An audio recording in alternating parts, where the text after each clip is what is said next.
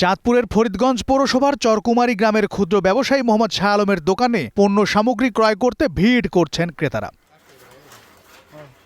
মাহে রমজানে ছোলা, খেসারির ডাল, বেসন, মুড়ি, চিড়া, চিনি, খেজুর, সয়াবিন তেল সহ সব ধরনের পণ্য কেনা ও পরিবহন খরচ বাদে বিনা লাভে বিক্রি করেন তিনি। অন্যান্য দোকানের চেয়ে গ্রামে শাহ আলমের দোকানে কম দামে নিত্যপণ্য সামগ্রী পেয়ে খুশি ক্রেতারা।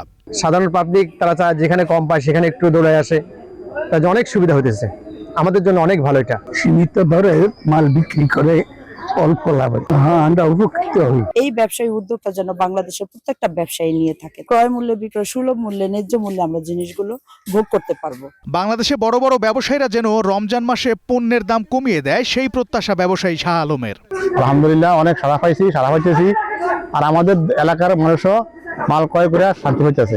আমার থেকে আরো বড় ব্যবসায়ী আছে, তারা যেন আমার দেখা দেখি রমজান মাস আসলে মালের দাম কমিয়ে দেয়, আর মালের মুরব্বী মেহনতি মানুষ মালগুলো ক্রয় করে খেতে পারে। প্রথম বছরে 1 টাকা লাভে পণ্য বিক্রির ঘোষণা দিয়ে সারা দেশে সাড়া জাগিয়েছেন তিনি। ব্যবসায়ীদের উৎসাহিত করতে তাকে সততার সম্মাননা পুরস্কার দেন বাংলাদেশ ভোক্তা অধিকার সংরক্ষণ অধিদপ্তর। উনি প্রতি বছর রমজানে এই ক্রয় মূল্য বা ন্যায্য মূল্যে যে বিক্রির উদ্যোগটা গ্রহণ করেছেন, এটা আসলে সাধুবাদ পাওয়ার যোগ্য। আসলে উনি আগেও আমাদের কাছ থেকে সম্মাননা পেয়েছেন। উনাকে আমরা সার্বিকভাবে সহযোগিতা করব, কোথাও কোনো সাপ্লাই চেইনে যদি কোনো সমস্যা হয়।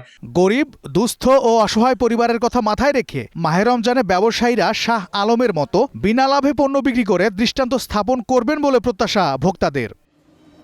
জাফর আহমেদ শিমুল, গ্রিন নিউজ ডেস্ক।